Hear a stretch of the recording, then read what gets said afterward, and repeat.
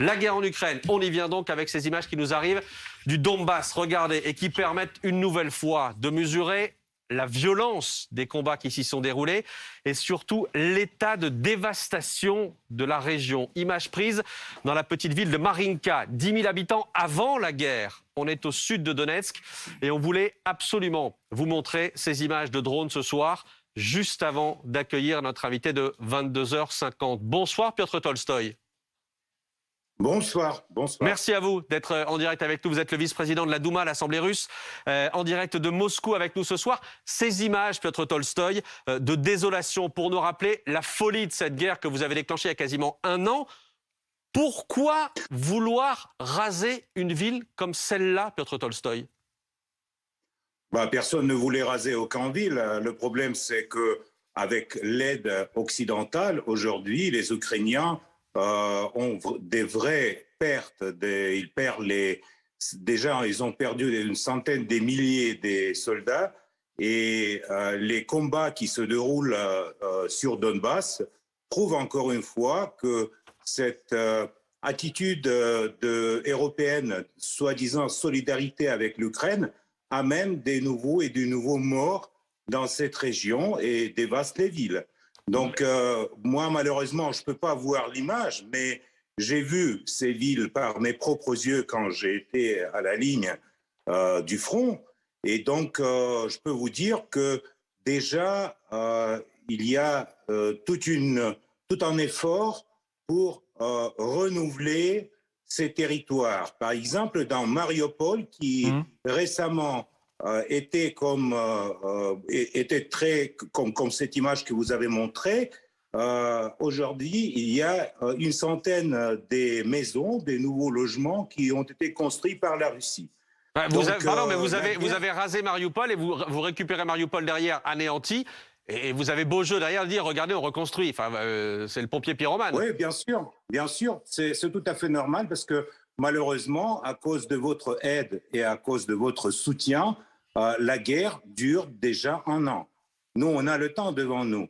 Mais pour vous, j'ai des doutes que vous avez autant de temps devant l'Europe avec la solidarité. On va en parler ce soir, Piotr Tolstoï, évidemment. Il y a du monde en plateau, vous ne les voyez pas non plus, vous allez les entendre. Il y a du monde en plateau, vous le savez, pour vous interroger. Je salue Elsa Vidal, qui est arrivée avec nous, rédactrice en chef de la rédaction langue russe de RFI. Guillaume Ancel, qui est là également, ancien officier de l'armée française, écrivain et auteur d'un casque bleu chez les Khmers rouges aux éditions des Belles Lettres. Merci Guillaume d'être là. Sergei Girnov est là aussi, ancien officier du renseignement du KGB, auteur de L'Engrenage, Que veut Poutine, aux éditions Albin Michel. Michel Goya, que je salue. Bonsoir Michel, notre consultant en défense. Ulysse Gosset est là également. Merci Ulysse d'être là. Piotr Tolstoï, je reste sur les images que l'on a vues à l'instant de Marinka et également sur ce que vous disiez sur les morts, sur les victimes.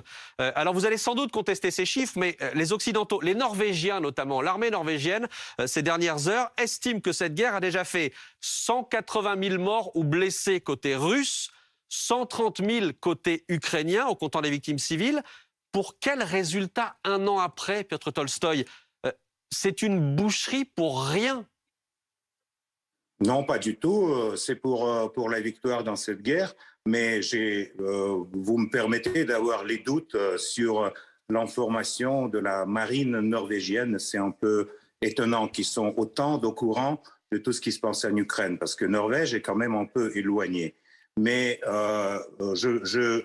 faut que je vous rappelle que durant 8 ans avant le début de l'opération spéciale russe, les Ukrainiens ont bombardé Donetsk et la région de Donetsk pro-russe.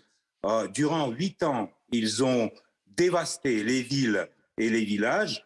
Et ce n'est pas les Russes qui ont commencé cette guerre, c'est les Ukrainiens qui ont commencé cette guerre. Et malheureusement, aujourd'hui, vous ne voyez pas ce qui s'est passé avant. Piotr Tolstoï, les pro-russes sont allés voler des terres aux Ukrainiens. Qu'est-ce qu'il vous faut de plus pour déclencher une guerre? Écoutez, voler des terres, c'est pas la même chose que voler les vies humaines. À mon avis, pour vous et pour moi, les vies humaines sont beaucoup plus importantes. J'espère que cette guerre va terminer, j'en suis sûr et certain, par notre victoire. Mais plus vous aidez à l'Ukraine, plus long sera la guerre, plus on aura des victimes. Ça, c'est clair pour nous et pour vous, malheureusement, non. Elsa Vidal, je vous vois déjà réagir au propos de Piotr Tolstoï. Oui, oui, bah, effectivement, il y a beaucoup de choses à dire. Bonsoir, monsieur. Bonsoir, Je voulais Elsa. revenir sur un propos que vous n'avez pas pu développer, qui était que ça allait être particulièrement difficile pour nous plutôt que pour la Russie. J'imagine que quand vous dites pour nous, vous pensez à l'Europe, ou est-ce que vous pensez spécifiquement à la France? Et en quoi pensez-vous que nous sommes en situation plus difficile que la Russie dans cette guerre? Vous savez, Elsa, c'est ce qui est pour nous était étonnant, c'est qu'après le coup d'État de 2014, nous avons pensé que l'Ukraine va européiser, va devenir plus un pays plus européen. En revanche, on voit que les pays de l'Europe, les pays qui font partie de l'Union européenne, passent à l'ukrainisation. Donc le processus est à l'envers, parce que vous êtes en train de perdre votre souveraineté. Toutes les décisions sont prises à Washington, notamment les décisions à fournir les chars allemands doivent être adoptées à Washington. Vous avez en crise économique, et récemment sur le plateau on a parlé des grèves, mais c'est que le début parce qu'il y aura encore une crise énergétique derrière pour l'hiver prochain.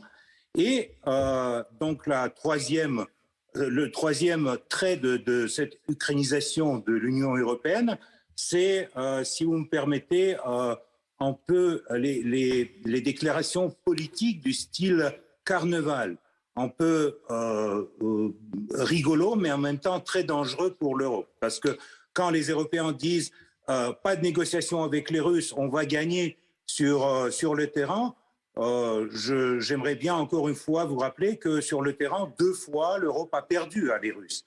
Une fois en 1812, quand les Russes étaient à Paris, l'autre fois en 1945, quand les Russes étaient au Berlin. Donc, c'est pour ça que je dis que c'est des problèmes pour l'Europe. Plus vous insistez dans votre solidarité avec l'Ukraine, plus vous aurez des problèmes dans le futur proche. On va parler de cette solidarité. On pourrait relever tout ce que vous dites, évidemment, quand vous parlez notamment du coup d'État de 2014 et de la révolution de Maïdan, que visiblement vous n'avez pas digéré. Ça, on le savait, et vous continuez à parler de coup d'État. Guillaume Ancel. Mais une question, si vous voulez bien, ce soir. Est-ce que vous pouvez nous expliquer le rôle de Prigojine et de la milice Wagner, cette société de mercenaires et de repris de justice? Vous en avez besoin pour faire la guerre en Ukraine? Votre armée ne suffit pas, elle est incompétente pour mener cette opération militaire spéciale au point que vous ayez besoin de cette société? Écoutez, Guillaume, le rôle est le même que les mercenaires américains, par exemple, qui sont aujourd'hui en Ukraine, les mercenaires canadiens, le régiment qui s'appelle Mozart. J'espère que vous, comme un militaire, avec l'histoire, vous connaissez un peu ce qui se passe sur le terrain. Et aujourd'hui, je peux vous dire que Wagner est en train d'éliminer des centaines de mercenaires polonais qui font la guerre contre les Russes en Ukraine. Donc, je crois qu'il faut être très prudent parce qu'au moment quand il y a cette implication des citoyens de l'Union européenne dans la guerre contre la Russie, quand il y a l'implication par le fournissement de chars, des armements en solidarité avec la pauvre Ukraine, vous êtes sur la glace assez fragile. Parce que Piotr Tolstoï, d'abord, en termes de proportion, la présence de mercenaires occidentaux, comme vous le dites, je pense, n'a rien à voir avec, pour le coup, les milliers, les dizaines de milliers de soldats enrôlés ou soldats ou combattants enrôlés par Wagner. Et simplement, je voulais vous raconter une histoire ce soir, qui était racontée par le Figaro ce matin, histoire publiée ce matin. Ça se passe en Russie, évidemment. Stanislas Bogdanov, je ne sais pas si vous en avez entendu parler, jeune homme condamné à 23 ans de prison pour avoir torturé et assassiné un magistrat russe à coups d'haltère dans la tête. C'est précis. 23 ans de prison, il en a fait la moitié avant d'être enrôlé dans la milice Wagner et de retrouver aujourd'hui la liberté après avoir combattu pendant 6 mois. Comment est-ce que vous pouvez accepter cela? Vous, le vice-président de la Douma, vous êtes là pour faire la loi en Russie. Comment est-ce que vous pouvez accepter, de céder à un individu comme Prigojine ce pouvoir-là de libérer quelqu'un, de le relâcher après avoir assassiné un magistrat? D'abord, il y a des différents cas de ces gens qui sont dans les régiments de Prigojine, mais ce n'est pas lui qui prend la décision. Nous avons la loi et c'est le président qui signe chaque document sur chaque condamné s'il est libéré. Les gens qui veulent défendre leur patrie avec l'armée, ils ont droit, comme par exemple les Canadiens, les Américains et les Polonais qui sont en train de défendre l'Ukraine. Mais là, on parle des Russes. Vous validez donc le fait qu'on remette en liberté quelqu'un qui a tué? Écoutez, il y a, je ne sais pas si vous connaissez, mais durant la guerre, les gens, ils tuent, oui, effectivement.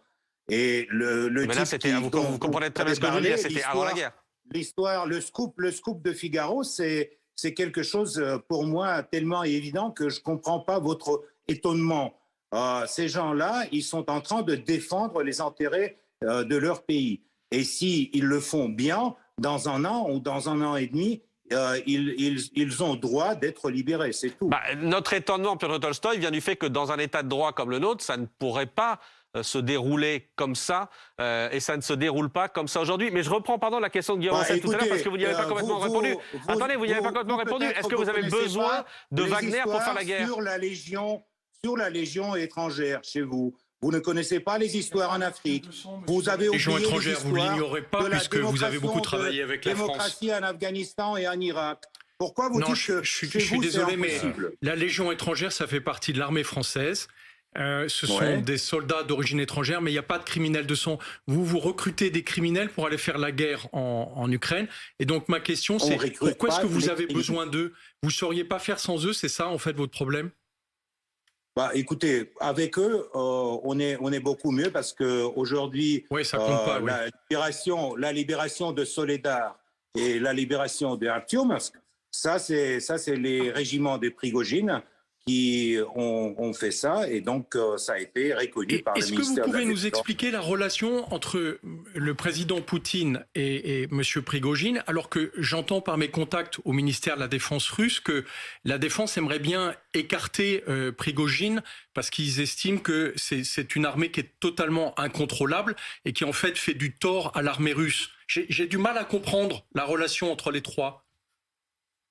Écoutez, moi, je ne suis pas un expert dans les relations de M. Poutine. Vous n'êtes pas vice-président de la Douma, par hasard? Je suis vice-président de la Douma, donc j'ai été élu durant les élections, mais pas pour étudier les relations entre Poutine et Prigojine. J'ai connu M. Prigojine quand il a travaillé au Kremlin, et on a discuté très bien les recettes de la cuisine russe avec lui. Mais depuis, il a changé... Il aurait peut-être dû rester dans ses cuisines, en fait. Oui, mais il a changé un peu la cuisine, mais il est toujours très efficace. Ça, c'est clair. Malheureusement, si par exemple les gens du ministère de la Défense dont vous avez cité étaient si efficaces sur le terrain, il n'y avait pas la nécessité de Prigojine. Une question, toujours sur Prigojine. Bakhmout, ville qui n'est toujours pas prise par l'armée russe après des mois de combat. Est-ce que ce soir, c'est un échec pour Prigojine ou un échec pour l'armée russe? Non, c'est pas un échec, c'est un échec pour l'armée ukrainienne parce qu'ils ont déjà brûlé à Bakhmout plus de 40 000 soldats, et ça c'est une décision de M. Zelensky assez idiotique. Nous, on est en train d'encercler le Bakhmout, et dans les jours qui viennent, il sera pris, le Bakhmout. Mais il faut quand même que vous compreniez que prendre une ville ou prendre un village ou reculer du Kherson ou revenir en Kherson ou prendre Dniepr, ça ne va pas terminer ce conflit. Ce conflit peut être terminé seulement par les négociations, dont vous, je veux dire pas vous personnellement, mais en grosso modo l'Occident, les États-Unis, les Britanniques, l'Union européenne, ne laissez pas aux Ukrainiens d'avoir les négociations avec les Russes. Vous dites non, c'est pas le temps. Il faut gagner sur le terrain. Alors, on verra bien où va s'arrêter l'armée russe. Mais les négociations, elles sont impossibles à partir du moment où vous dites il ne pourrait y avoir de négociations que quand les Ukrainiens accepteront nos conditions. C'est pas ça de négocier. Non, on ne dit pas ça. Et si vous connaissez les négociations à Istanbul, qui ont été interrompues par M. Johnson et par les coups de fil de Washington, on a approché avec les Ukrainiens à une résolution du conflit. Mais malheureusement, on les a pas laissés de signer avec les Russes aucun document. Et évidemment, les territoires qui sont contrôlés par la Russie ne vont jamais revenir en Ukraine. Ça, c'est clair. Plus long plus loin on est des négociations, plus difficile sera de négocier. Ça, c'est tout à fait clair aussi. Parce que quand nous serons à Kiev, ça serait inutile de mener des négociations, peut-être avec les Polonais, mais pas avec les Ukrainiens. Vous avez toujours, pardon Piotr Tolstoï, vous avez toujours ça en tête. Kiev, que vous n'avez pas réussi à prendre il y a un an. Vous avez toujours ça en tête. On a ça dans nos plans militaires. C'est pas les fantaisies. C'est ce que je veux dire. Qu'est-ce qui vous a empêché de réussir l'année dernière, alors que vous aviez l'avantage de la surprise? Pour l'instant, on va pas avoir les pertes colossales avec la résistance ukrainienne. On va aller petit à petit. Donc, vous inquiétez pas. Ça, c'est la tactique et la stratégie. Ah oui, donc vous avez perdu à Kiev il y a un an parce que vous l'aviez décidé. C'est intéressant. Et vous dites quoi des 700 000 Russes jeunes qui ont quitté le pays, en fait? C'est les estimations du FSB. Je ne suis pas sûr dans ce chiffre-là parce que... Vous n'êtes pas sûr du FSB? FSB... Non, mais ce n'est pas FSB qui vous dit ça. Vous avez lu ça dans le journal. Malheureusement, c'est la qualité d'analyse, Elsa. 200 000, 300 000, 400 000. Mais ces gens-là, je peux vous dire, soit ils vont revenir en Russie et ils vont revenir en Russie en condition de participer dans la défense du pays, soit ils vont jamais revenir. Ça, c'est tout à fait clair. Et on va faire tout pour que les gens qui ont refusé leur service militaire en Russie, qui aujourd'hui se trouvent aux alentours d'un Kazakhstan, Arménie, dans les pays voisins, qu'ils ne vont jamais prendre les postes importants ou un grand business dans la Russie de futur. Vous êtes en faveur de la saisie de leurs biens? Non. On peut saisir le bien seulement après le procès, après le jugement. Pour ces gens-là, on ne fait pas un procès. Le seul truc, c'est que aujourd'hui, comme les citoyens russes, ils payent par exemple 13% d'impôt sur le revenu, mais après avoir resté 6 mois à l'étranger, ils vont payer 30% d'impôt sur le revenu. Donc pour eux, ça serait ça la différence. Piotr Tolstoï, question ce soir en direct sur BFM TV de Sergueï Girnov pour vous. J'ai pas la question, mais c'est plutôt une remarque parce que bon, c'est vrai que Monsieur Tolstoï, on le connaît, donc il a une très très mauvaise foi manifeste quand il fait ses déclarations. On peut reprendre point par point ces déclarations. D'ailleurs, c'est extraordinaire parce que c'est une personne cultivée qui a travaillé pour la France, qui a étudié le français, qui est un journaliste qui a travaillé pour Le Monde, pour France Presse à Moscou, et donc qui a changé complètement de discours maintenant. Mais en fait, ce qui m'a extrêmement étonné aujourd'hui, c'est que M. Tolstoï a osé contredire le président russe. Et donc, est-ce que c'est un rébellion? Parce que le vice-président de la Douma, il a prononcé le mot de guerre, qui est interdit en Russie, pour lequel les gens vont en prison en Russie et sont condamnés à 7 ans de prison. Et M. Poutine dit, nous ne menons pas une guerre, nous menons une opération spéciale. Et M. Tolstoï, depuis toutes ses déclarations, parle de guerre. Ça, c'est la première chose. Et la deuxième chose, M. Poutine a dit, nous avons commencé cette opération spéciale pour ne pas conquérir les terres ukrainiennes. Et là, M. Tolstoï dit, on ne va pas arrêter cette guerre tant qu'on n'a pas conquis toutes les terres. Et ça, j'adore M. Tolstoï parce que normalement, si vous n'aviez pas l'immunité de la Douma, vous serez en prison normalement. Votre réponse, Piotr Tolstoï. Monsieur Girnov, vous permettez que je vous réponde. Vous avez aussi retourné votre casquette en étant agent KGB. Aujourd'hui, vous êtes analyste sur la télé française. Mais je peux vous dire que l'opération spéciale militaire que vous appelez une guerre en Ukraine va se dérouler jusqu'à ce qu'on ne termine pas le processus de dénazification et démilitarisation de l'Ukraine.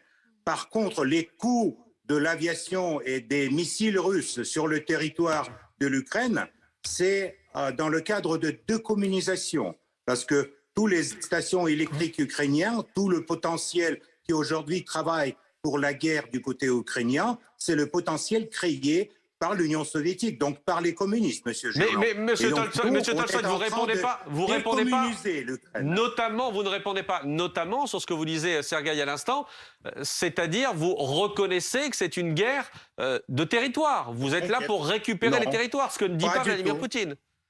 Non, pas du tout. Je ne dis pas que c'est une guerre de territoire. C'est une guerre pour assurer la sécurité de la Russie, qui a été ignorée par l'OTAN et les pays occidentaux depuis une vingtaine d'années.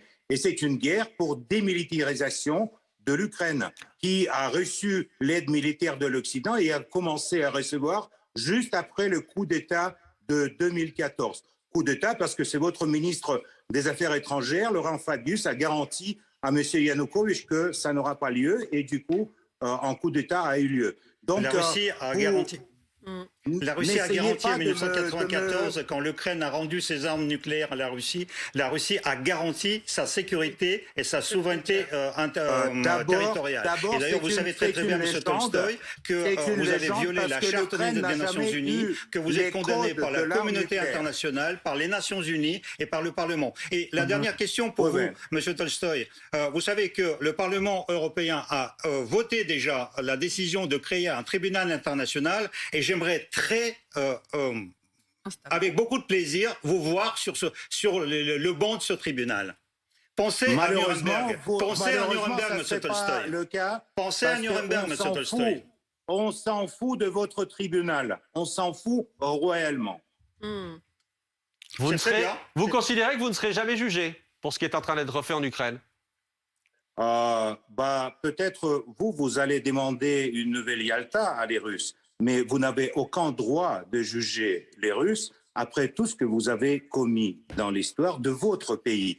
Vous n'avez aucun droit de juger les Russes après avoir applaudi à des bombardements de Yougoslavie, après avoir vu la fuite des forces pro-américaines de l'Afghanistan récemment qui couraient derrière l'avion. Ça sera le sort de M. Zelensky et toute sa bande. Ils vont courir derrière l'avion vers la Pologne. Et donc, ne rêvez pas sur le procès sur les Russes. Ça, jamais aura lieu, je vous garantis. Göring disait la même chose en 1945. Et Ulysse Gosset vous répond ce soir. Ulysse Gosset. Oui, vous avez fait référence à Napoléon et à la Seconde Guerre mondiale, mais plus proche de nous, il y a eu cette guerre en Afghanistan qui a duré 10 ans. C'était également une intervention spéciale extérieure, une opération extérieure, qui a duré 10 ans, qui a fait à peu près 16 000 morts officiellement, sans doute plus, mais 16 000 morts et une cinquantaine de milliers de blessés. La guerre en Ukraine, cette opération spéciale, elle a duré 1 an et elle a déjà fait au moins 100 000 morts et blessés russes. Alors, est-ce que cela, c'est pas un échec terrible que d'avoir voulu finalement lancer une opération dans un pays frère, entre guillemets, avoir tué autant d'Ukrainiens, puisqu'on parle également de 100 000 morts ukrainiens. Alors, on a vu les chiffres du général norvégien qui parle, lui, de 180 000 Russes morts et blessés. Est-ce que ça, c'est pas un échec terrible? Et sans parler de Nuremberg, est-ce que vous ne pensez pas que la société russe va demander des comptes pour avoir finalement tué autant de gens, des comptes au régime de Vladimir Poutine? Ulysse, d'abord, commençons par les faits, par les chiffres. J'ai des doutes que le général norvégien connaît les vrais chiffres. Donc, laissons les chiffres à côté. Deuxièmement, mais non, on ne peut pas laisser les chiffres de côté. Un général américain, le chef d'état-major américain, lui-même parle de 100 000 morts. Vous ne pouvez pas les nier, ces morts. Vous avez les idées américaines et les idées des généraux norvégiens. Je peux vous citer les généraux vietnamiens ou les spécialistes sud-africains. Mais donnez-nous vos chiffres alors. Donnez-nous vos chiffres, Piotr Tolstoï. Écoutez, nous, on n'a pas les chiffres ni des morts, ni des blessés actuellement récentes. Mais par contre, c'est ce qu'on a. On a les chiffres des Ukrainiens tués. C'est des centaines de milliers. Besoin de mobilisation alors. Mais pour terminer, pour répondre à votre question sur l'Afghanistan, la situation est tout à fait autre pour nous, pour la société russe et pour le soutien par les gens russes de l'opération spéciale qui est menée en Ukraine. Parce que pour la Russie, c'est une question de survie. C'est une question de survie et de préserver notre souveraineté géopolitique. Tandis que l'idée d'aller en Afghanistan, c'était l'idée un peu communiste de l'époque, de la direction russe de l'époque, de M. Brejnev, d'amener là-bas le régime communiste. Et d'ailleurs, en Afghanistan, les écoles et les hôpitaux construits par les soviétiques fonctionnent jusqu'à présent. Tandis que les Américains, quand ils ont fui de l'Afghanistan, ils ont laissé que le narcotrafic derrière eux. Non, Donc, mais là, votre idée ça, en c'est une Ukraine, mauvaise l'idée en comparaison. Ukraine de Poutine, c'est d'amener un régime pro-russe à Kiev qui remplacerait le régime de Zelensky. C'est ça l'idée. Donc, est-ce que vous ne trouvez pas quand même Non. que le parallèle est terrible? 10 ans de guerre, 16 000 morts. 1 an de guerre, 100 000 morts. C'est quand même terrible, d'autant plus qu'il s'agit d'un pays frère, si on vous comprend bien. Non, mais vous Ça ne vous choque pas? Vous commencez, écoutez, Rien ne de nouveau, vous commencez de me citer les idées de M. Poutine. Mais si vous connaissez si bien les idées de M. Poutine, alors pourquoi vous me demandez? Si Poutine pense comme ça, alors il va faire comme ça. Moi, je vous dis, c'est ce que pensent ici les gens qui vivent dans mon pays, qui vivent autour de moi, qui chaque jour amènent les enfants à l'école, qui achètent tout ce qu'il faut pour le front et qui envoient aux soldats russes l'aide, les babouchkas qui font les chaussettes pour les soldats. Je vous dis de ça. C'est ça la solidarité de société civile avec le moment historique qui passe aujourd'hui à nos frontières à sud-est. Mais vous croyez que c'est quelque chose qui est une idée de Poutine. Donc, vous avez cette espèce de appareil analytique un peu paranoïaque. Mais En non, mais général, vous dites qu'il faut les idées de dénazifier Poutine- et qu'il faut remplacer le régime. Donc je dis, vous voulez instaurer un régime pro-russe à Kiev. Mais Non, surtout, ma question, non. c'est Monsieur Tolstoï, est-ce que ce n'est pas quand même terriblement coûteux cette guerre pour les Russes? 100 000 morts, une mobilisation de 150 000 à 300 000 hommes, c'est terrible. Vous allez être marqué pendant une génération. La Russie va payer ce prix. Vous ne trouvez pas ça excessif et inadmissible au XXIe siècle de dépenser autant d'hommes, Non. d'argent et finalement de détruire à la fois l'Ukraine et une bonne partie de la Russie? Non, Ulysse. C'est le prix de notre future liberté et de notre souveraineté. Et ça, on ne peut pas mesurer dans la vie humaine ou dans les territoires. Ça, on mesure dans le futur du pays et de la nation. Si vous regardez aux yeux des Serbes que vous avez bombardés dans les années 90, jusqu'à présent, dans les yeux des Serbes, on voit qu'ils ont perdu la guerre. Les Russes n'ont jamais perdu les guerres comme ça. Et on va Les pas, Russes ont perdu ça des nous guerres. pas les victimes. Bah oui. Oui, on a perdu les petites guerres avec le Japon et en Crimée, vous allez dire, mais les grandes guerres avec l'Europe, Afghanistan. comme La celle-ci, guerre de Crimée, comme vous avez celle-ci, perdu la on n'a guerre de jamais Crimée perdu. aussi. Vous avez perdu la La guerre de Crimée. Vous avez c'était perdu la une Première petite Guerre mondiale, vous avez c'était perdu une la guerre de petite Crimée. guerre. Attendez, colonel Oui, Goya c'était qui n'a une pas encore petite pris la guerre. parole. Colonel. Non, mais les guerres, vous en avez perdu beaucoup en réalité, bien sûr. Et puis vous parliez de la Seconde Guerre mondiale, vous êtes arrivé jusqu'à Berlin. Je rappelle que vous avez été chassé finalement de Berlin. Les troupes soviétiques qui étaient à Berlin, que j'ai vues lorsque je suis passé, ont été chassés de Berlin, ont été chassés d'Europe de l'Est, ont été chassés des pays baltes par la volonté des peuples. C'était pas du tout une action de l'OTAN. Donc ça Si, vous dérange bien pas, sûr. non? Pardon? Bien sûr que en fait, le déclenchement de la pacte de Varsovie et toutes les promesses de l'Occident de ne pas élargir l'OTAN jusqu'à nos frontières, ça, c'était une mensonge occidentale, mais on les a vus déjà beaucoup, donc on a l'habitude. Et Maintenant, on va vous avez plus obtenu croire la à des- Finlande et la Suède.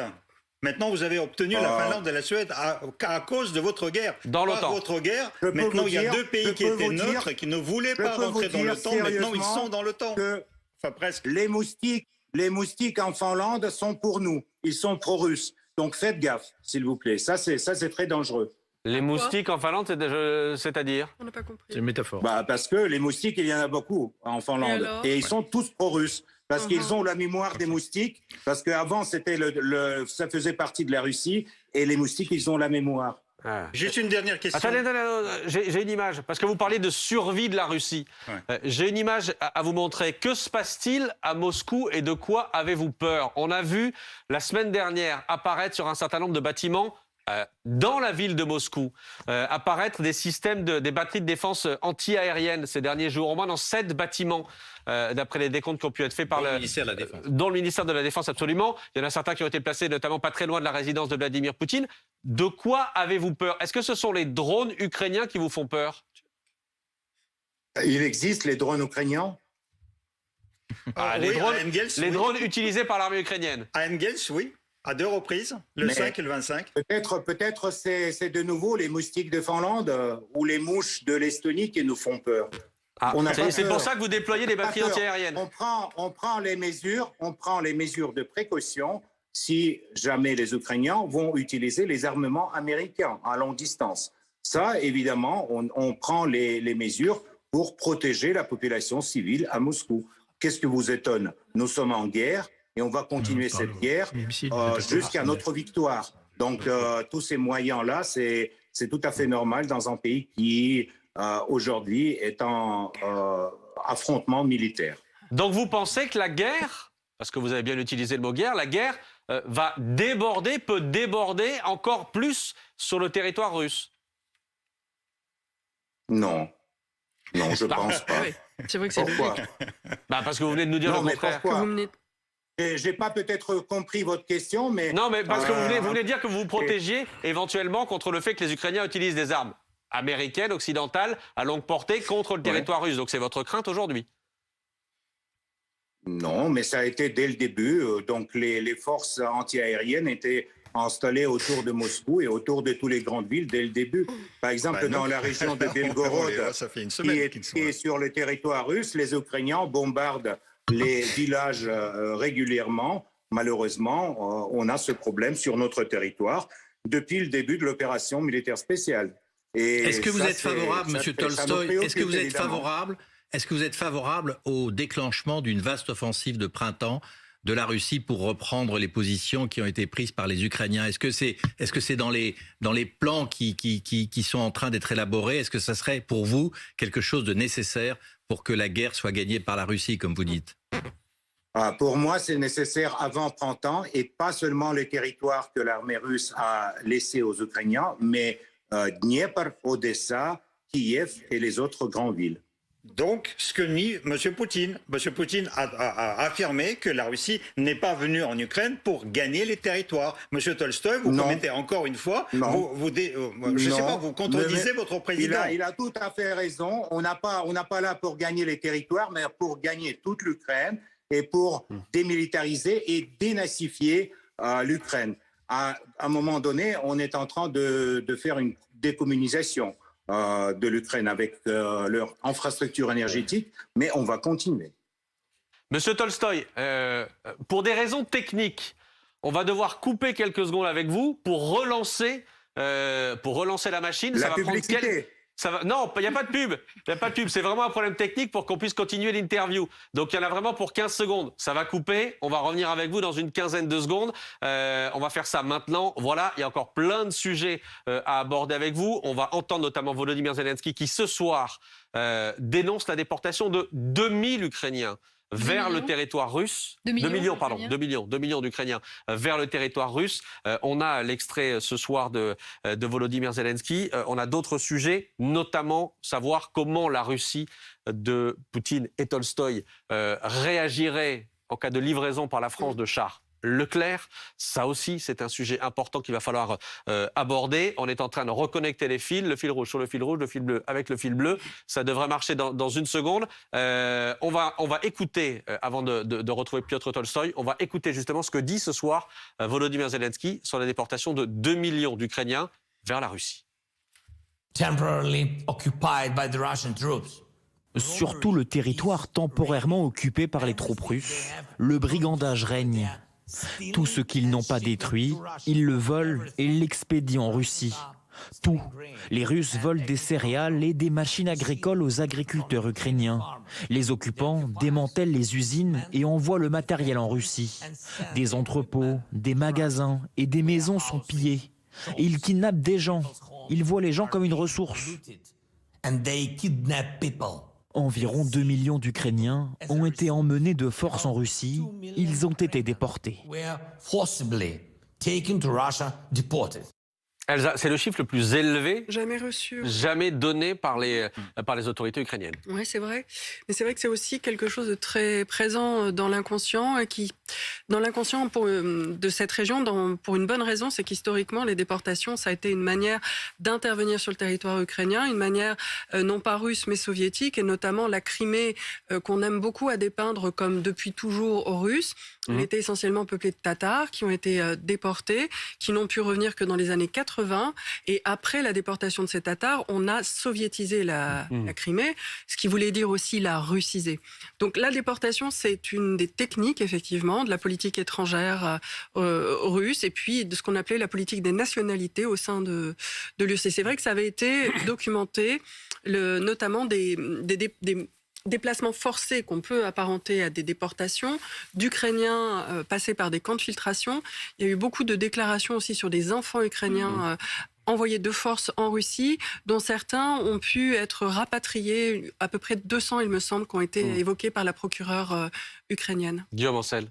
Peut-être que c'est l'aspect le plus odieux dans la déportation, c'est celle des enfants.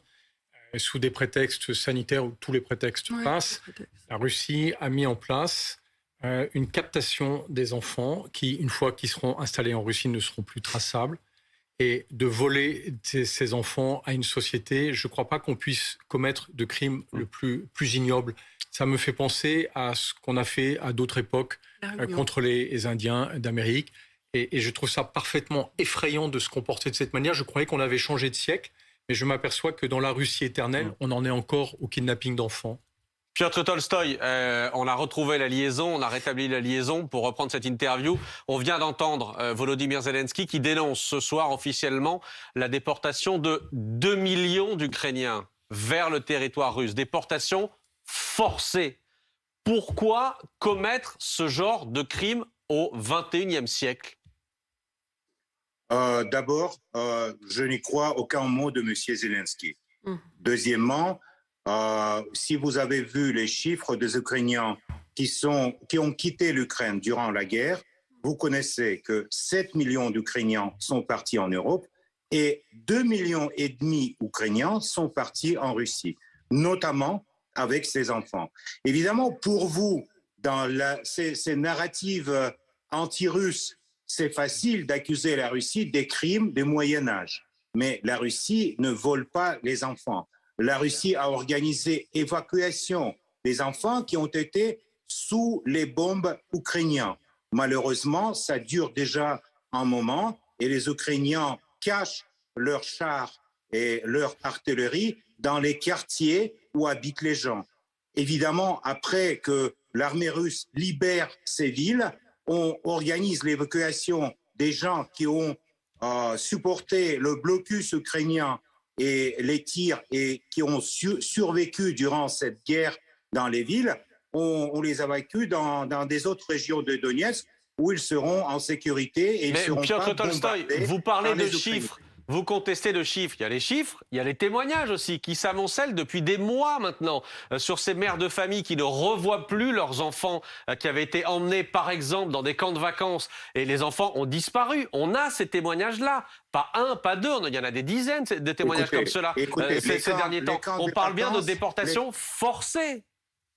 Non, malheureusement, c'est des mensonges et des trucs inventés par les journalistes pour diaboliser encore mon pays. Mais ça ne va pas passer parce que tous les enfants qui ont été envoyés dans les camps des vacances, par exemple du Kherson, une ville qui était sous le contrôle russe durant tout l'été, ils ont été évacués avec leurs parents. Et on a les témoignages, nous aussi, de notre côté. Mais malheureusement, votre démocratie et votre liberté de parole ne nous permet pas de vous présenter ces témoignages. Si vous avez remarqué, durant toute l'opération spéciale militaire, à partir du premier jour, la propagande officielle occidentale a refusé de donner la parole à des Russes. Et cette interview avec vous, c'est une rare possibilité de donner l'opinion russe à la télévision française. Piotr Tolstoï, on reçoit régulièrement, par exemple, Alexander Makogonov, depuis le début de la guerre, sur notre plateau, mais sur d'autres chaînes aussi. Vous parlez des médias occidentaux, je parle des médias français. Alexander Makogonov, votre représentant ici, en tout cas porte-parole de l'ambassade de Russie, est régulièrement interviewé. C'est la deuxième interview qu'on fait. La dernière, elle remonte à quelques mois. C'est la deuxième interview que l'on fait ensemble sur ce plateau. Vous avez aussi la parole. Le problème, c'est que cette parole, vous ne reconnaissez même pas les évidences. Pauline Simonet. Oui, moi j'allais vous demander si vous n'avez pas finalement déjà perdu cette guerre en quelque sorte. Parce qu'on s'approche de cet anniversaire d'1 an de la guerre. On pensait que vous, en tout cas vous pensiez remporter cette guerre en quelques semaines à peine. Et là, 1 an après, vous n'avez remporté quasiment aucune victoire, aucune grande ville. Est-ce que finalement vous ne considérez pas, si vous êtes honnête, que cette guerre, vous l'avez déjà perdue face aux Ukrainiens ? Non, Colline. Malgré qu'aujourd'hui, tout le bloc militaire d'OTAN participe dans cette guerre par l'armement, munitions, approvisionnement de l'armée ukrainienne, la Russie va gagner cette guerre. Et ce n'est pas 1 an, on a l'éternité devant nous. Donc, vous inquiétez pas. Tôt ou tard, on va gagner cette guerre et on va, avec vous, faire une analyse des bilans de tout ce qui s'est passé entre la Russie et l'Ukraine à partir des années 90 jusqu'au, par exemple, 2025. Colonel Goya. Oui. Que ferez-vous lorsque des pays occidentaux fourniront des chars de bataille à l'armée ukrainienne? Ce qui arrivera forcément. Monsieur le colonel, on va les brûler. Donc, vous savez bien, d'ailleurs, de l'histoire, que les chars allemands ont été déjà brûlés sur le territoire de l'Ukraine. On va le faire encore une fois. Comment réagirez-vous, au-delà de vouloir les brûler, si, par exemple, la France, pour préciser la question du colonel encore, si la France livre à l'Ukraine des chars français, des chars Leclerc? On a très très peur. Vraiment, on est paniqué. Vous pouvez livrer aux totalités l'Union européenne avec les chars grecs. Vous pouvez livrer aux Ukrainiens 200 chars. Vous croyez que pour l'armée russe, c'est un problème de brûler 200 chars? Je peux vous donner un autre peut-être matériel pour l'analyse. Vous avez refusé le gaz russe. Aujourd'hui, vous êtes en train d'acheter le gaz américain 3 fois plus cher. Vous allez fournir vos chars aux Ukrainiens. Et récemment, vous allez acheter les chars américains, les Abrams, 3 fois plus cher. C'est ça la guerre, le prix de la guerre en Ukraine pour l'Europe. C'est votre choix. Personne ne vous empêche, mais on n'a pas peur de vos chars. Quand on voit les difficultés de l'armée russe depuis 1 an, alors que l'Ukraine n'a pas les chars occidentaux, on peut avoir des doutes sur ce que vous nous dites là, si les Occidentaux se mettent à livrer aussi des chars lourds à l'Ukraine. Mais vous pouvez avoir les doutes, de toutes les façons, c'est votre droit. On est dans les pays démocratiques. Je vous dis, c'est ce que ressentent les Russes par rapport la question de Monsieur Colonel, c'était ça. Qu'est-ce que vous allez faire avec les chars de l'OTAN qu'on va fournir en Ukraine? On va les brûler, comme tous les gens qui vont venir avec ces chars. Oui, parce que c'est clair que les Ukrainiens ne peuvent pas guider les chars Leclerc ou les chars Léopard. Attendez, vous attendez. Tous les spécialistes... Piotr Tolstoï, pour parler concrètement, vous vous attendez à ce que s'il y a des livraisons de chars occidentaux, il y ait à l'intérieur de ces chars des soldats occidentaux? Pour vous, les Ukrainiens ne pourront pas s'en servir? Mais bien sûr, parce que pour... je ne sais pas si peut-être vous pouvez demander, monsieur le colonel, pour avoir le service technique d'un char, il faut toute une équipe qui fait ce service après chaque bataille. Il faut avoir un opérateur qui est qualifié, qui connaît comment on peut guider ce char. Donc, vous ne pouvez pas, du coup, fournir les chars et imaginer que les Ukrainiens vont attaquer avec ces chars les Russes. Mais de toutes les façons, quoi que va se passer avec les chars, ils seront brûlés. Ça je peux vous garantir. Colonel Goya, sur ce point-là spécifiquement. Non mais, Monsieur Tolstoï, ça s'apprend. Hein. On a fourni des matériels d'artillerie également assez complexes. Ce sont les Ukrainiens qui les utilisent. Ce sera la même chose avec les chars de bataille que nous fournirons. Les Russes, d'ailleurs, la même chose. Ils fournissent les chars au monde entier. Et, oui. d'autres pays apprennent à utiliser les chars russes. Mais Piotr Tolstoï, on a l'impression finalement qu'il n'y a pas beaucoup de réaction du côté de la Russie. Est-ce que, après tout ce qu'on a vu, les armes qui ont été fournies les unes après les autres par les pays occidentaux, on a l'impression finalement que vous n'avez pas vraiment de moyens de réaction? On n'a pas peur des armes qui ont fournies par les Occidentaux parce que chaque jour, dans tous les bilans du ministère de la Défense, on a 2 systèmes artillerie français qui est éliminé. On a 3 systèmes HIMARS américains qui sont bombardés. Donc, vous inquiétez pas, tout ça va se retrouver, je ne sais pas, en Turquie pour le métal très bientôt. Et on a bien compris, pardon, mais si, comme vous n'avez pas peur des armes occidentales, vous vous protégez en mettant des batteries de défense antiaérienne à Moscou. C'est pour ça que vous les mettez là. Guillaume Ancel. J'ai une question. Je comprends pas, Piotr, la stratégie militaire du président Poutine. Il a accepté une vague, une campagne de terreur en tirant des dizaines de missiles pratiquement par jour contre soi-disant des cibles d'infrastructures énergétiques. Mais par exemple, le 14 janvier dernier, à Dnipro, c'est un missile Kh-22 qui a été tiré. Et vous le savez comme moi, c'est un missile qui a été retiré du service en 2007 parce qu'il est très peu précis et qu'il emporte une charge d'1 tonne qui fait des dégâts considérables. Et du coup, ce missile a fait abattre un immeuble complet d'habitation avec plus de 72 appartements. Il a fait au moins 45 morts. C'est ça le ciblage, la capacité de l'armée russe, ou c'est juste parce que vous avez même plus les munitions nécessaires pour pouvoir les guider sur vos objectifs? Écoutez, les histoires que les Russes n'ont plus de munitions, ça dure déjà des mois. Je n'ai pas dit ça, je dis pourquoi vous lancez un missile que vous savez complètement obsolète et qui va faire des destructions massives dans une ville. C'est comme ça que vous libérez une ville, c'est ça? Ok, permettez-moi de répondre. Alors, on n'a pas le déficit de munitions. On va tirer encore, on a beaucoup de missiles. Ça, c'est la première chose.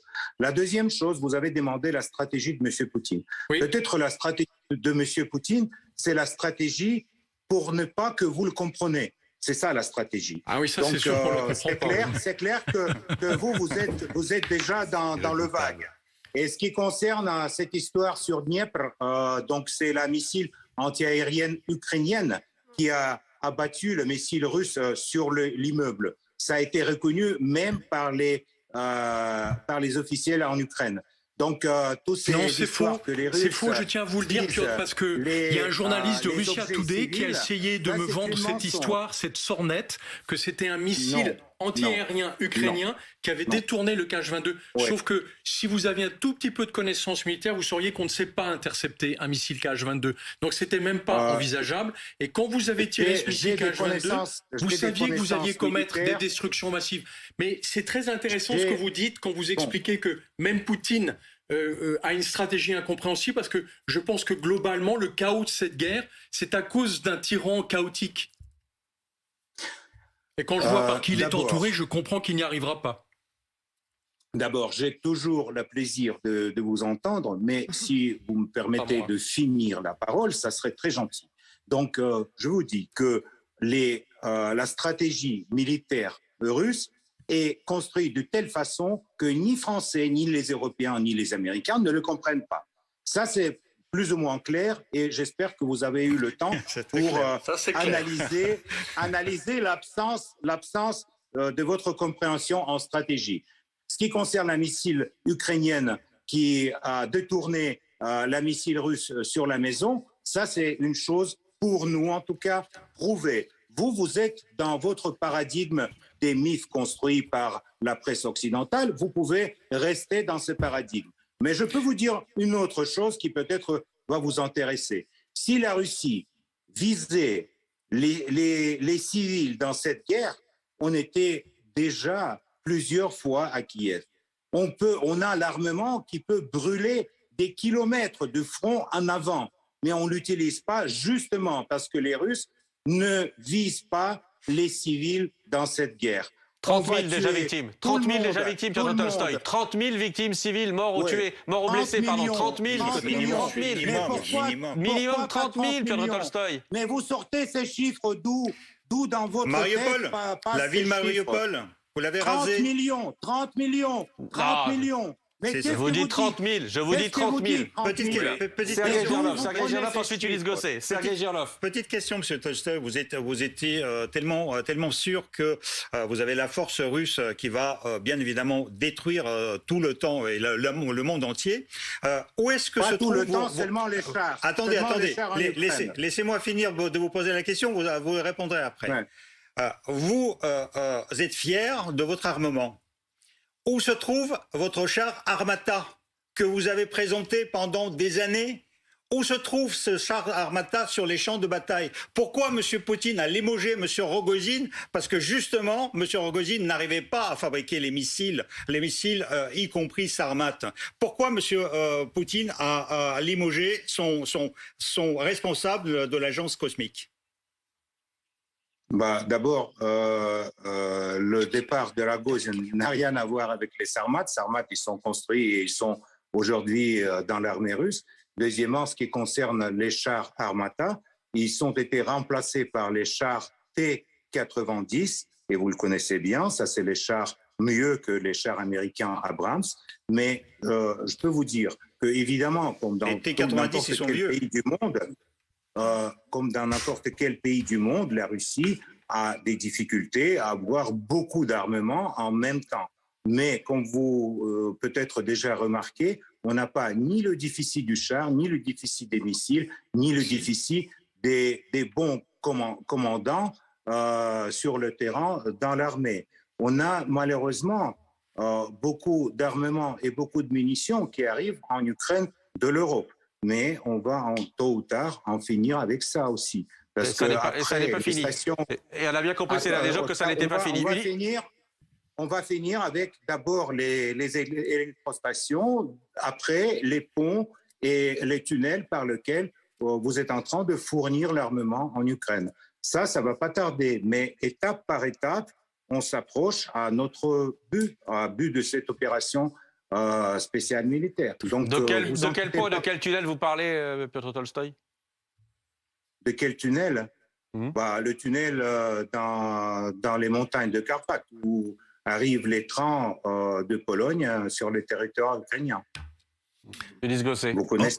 On a bien compris, Monsieur Tolstoï, que la guerre serait longue. La question que je me pose, c'est comment vous voyez la relation entre la France et la Russie.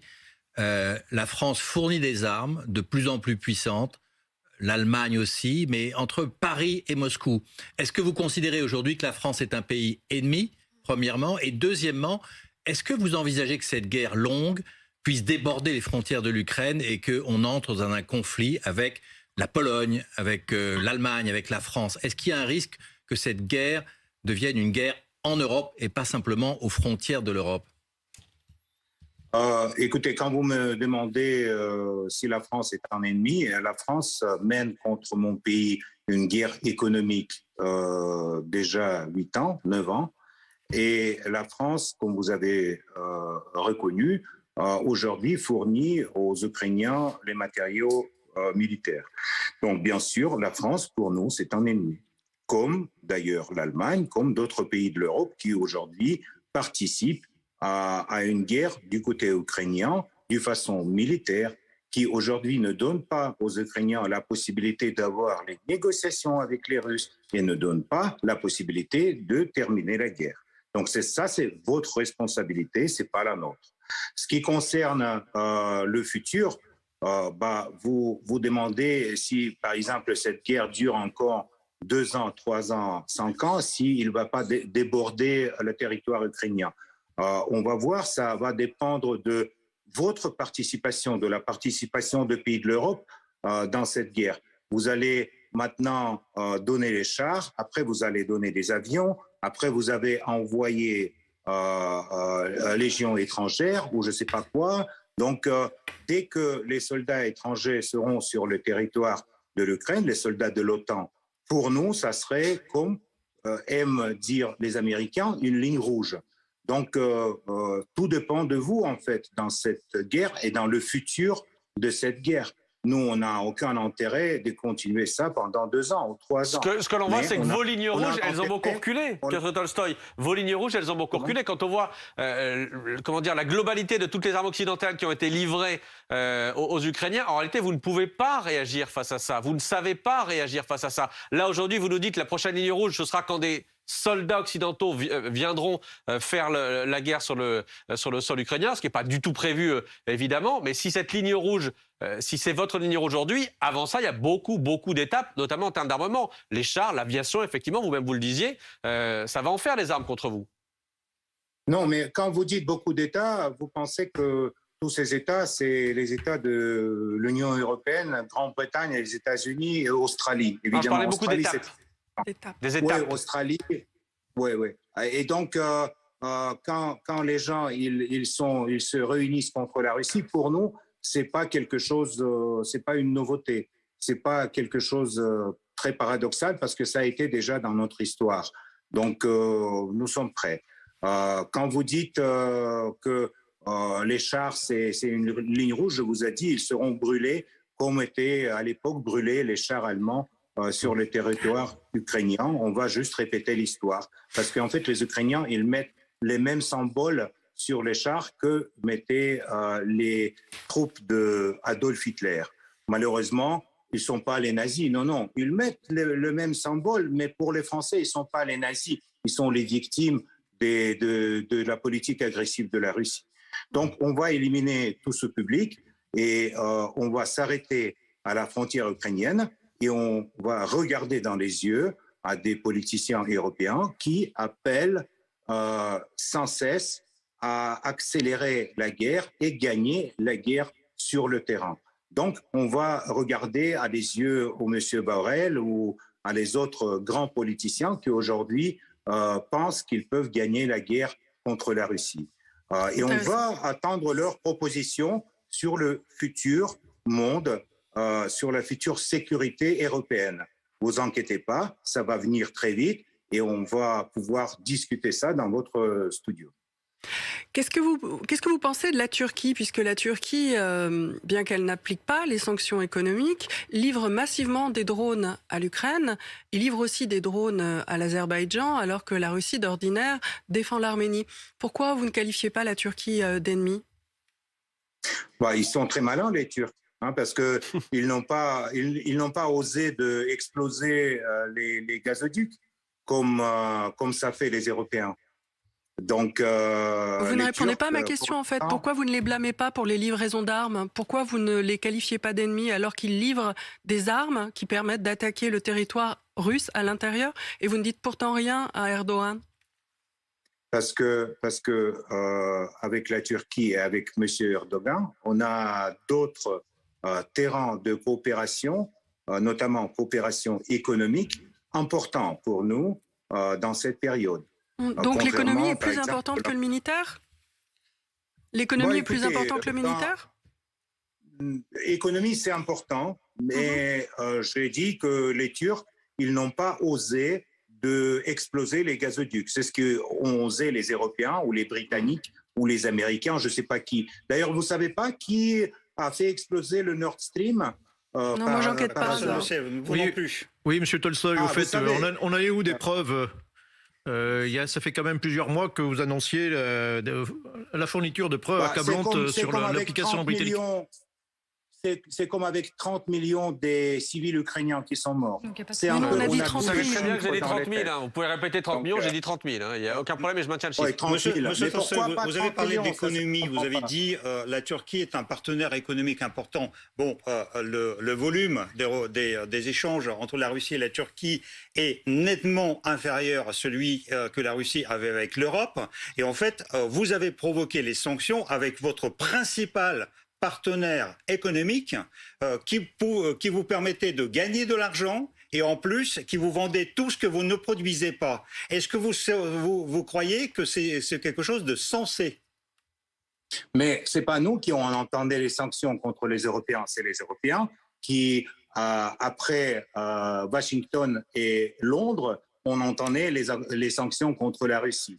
Et ce n'est pas votre décision, ce n'est pas une décision européenne. c'est la décision qui a été prise à Washington. Pour nous, c'est clair, parce que pour l'Europe, ça n'a aucun sens de mener une guerre économique contre la Russie.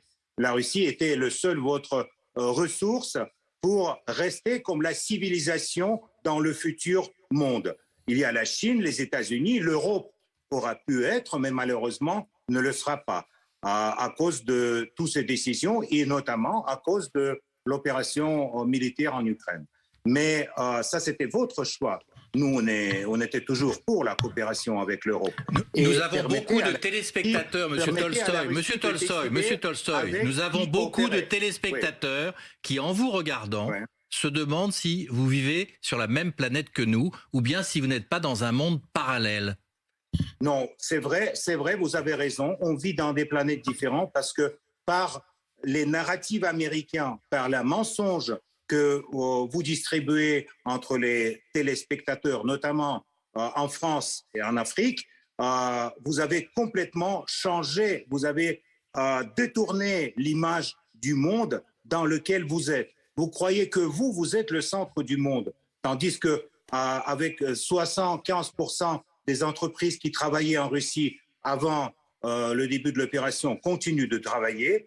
Ils ont juste changé leur juridiction. Il y en a la plupart du monde entier continue à coopérer avec la Russie et cette coopération aujourd'hui se développe beaucoup plus vite qu'à l'époque quand on avait la coopération avec l'Europe. On arrive au bout, Piotr Tolstoï.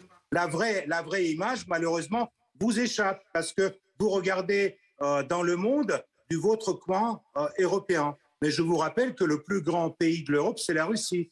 Merci Piotr Tolstoï, merci à vous. Je suis obligé de vous couper, merci à vous. On arrive au bout de cette interview. Merci d'avoir été notre invité ce soir. Merci à tous les 6 d'avoir été avec moi ce soir pour cette interview.